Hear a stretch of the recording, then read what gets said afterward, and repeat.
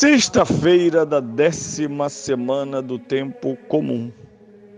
Eu sou o Padre Pedro Paulo e começamos agora mais um programa, a Bíblia no Mundo de hoje.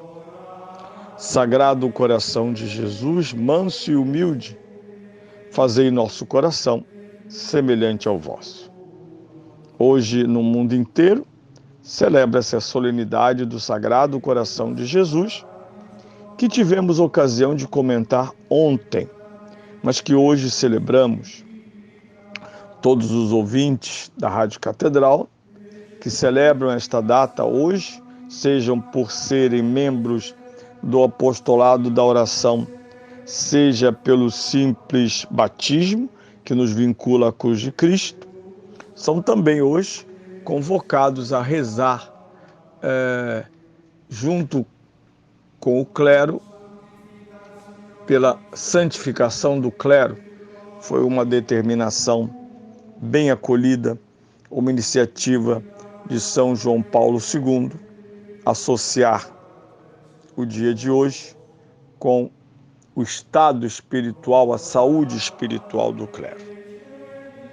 Mas hoje, porque comentamos ontem este dia, avançamos para a 11ª semana do Tempo Comum, que inicia-se amanhã com as vésperas, as santas missas de vésperas do domingo. Como nós sabemos, trata-se de continuar e permanecer na escuta do Evangelho de São Mateus, no capítulo 9, versículos 36 ao capítulo 10, versículo 8. Naquele tempo, Jesus, ao ver as multidões, encheu-se de compaixão, porque andavam fatigadas e abatidas como ovelhas sem pastor. Jesus disse então a seus discípulos: a seara é grande, mas os operários são poucos.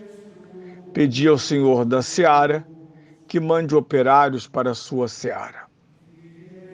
Depois chamou a si os 12 discípulos e deu-lhes poder de expulsar os espíritos impuros e de curar todas as doenças e enfermidades.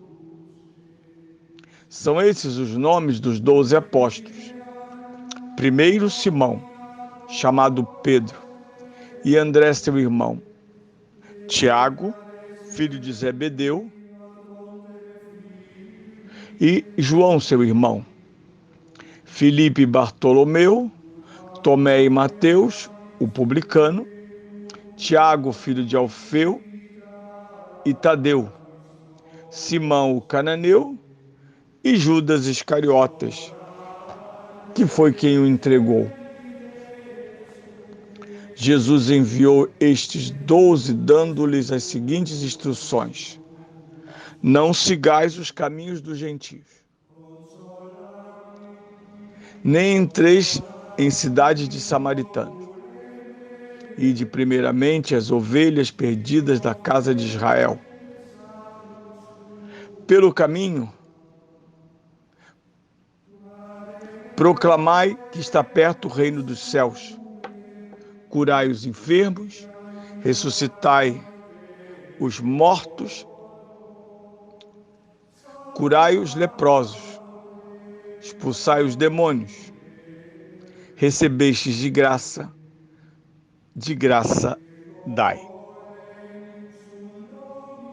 Esse é o texto com o qual nos encontraremos proclamado nesse domingo 11º do Tempo Comum.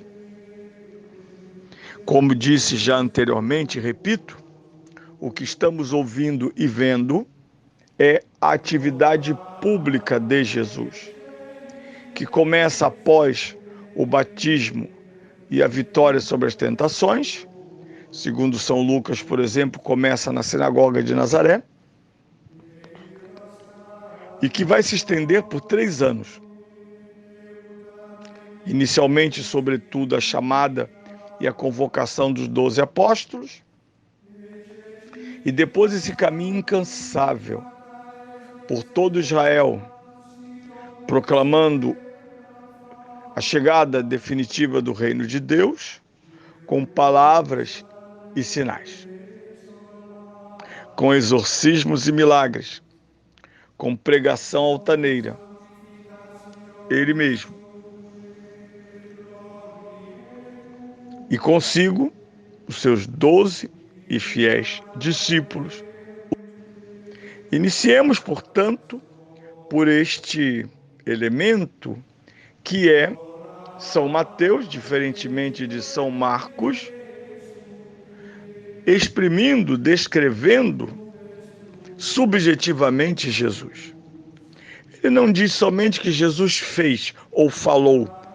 Ele inicia o evangelho dizendo que, diante da multidão, Jesus tem compaixão, sente compaixão. Nós sabemos que a palavra compaixão indica que a dor do outro tornou-se a dor de Jesus. Que o sofrimento das multidões é sofrimento também para Jesus.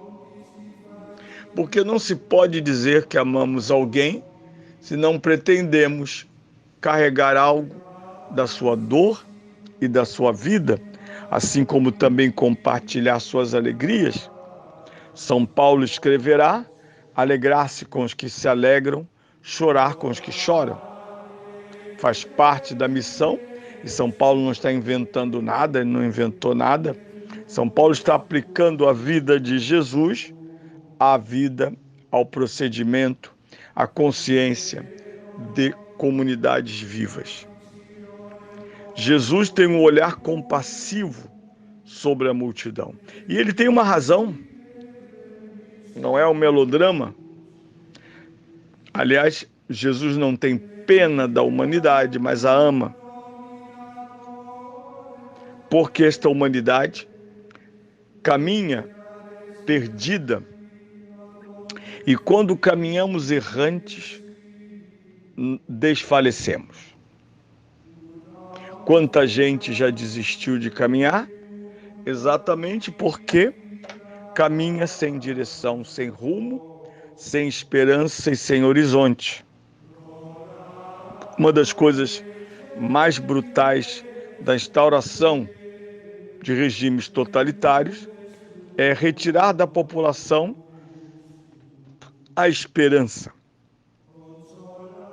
Tornar a população uma multidão de zumbis que desaquecem de tal modo o coração que não se sentem chamados a vencer obstáculos e atingir metas. Por isso Cristo age. Isso é importante para nós porque nada mudou nesta atitude de Jesus em relação a nós. Ao contrário, Jesus veio nos comunicar da parte do Pai compaixão. Desde que Adão e Eva pecaram, Deus teve compaixão de nós. Como eu sei disso? A história de Israel é a história da compaixão de Deus. Os profetas, que são os últimos grandes comunicadores e escritores sagrados, hagiógrafos, vão nos transmitir várias vezes essa comunicação de Deus. Que a sua ação em relação a nós não está pautada em nenhum princípio, a não ser que nos amou. E quem ama sofre com o outro, sofre a dor do outro.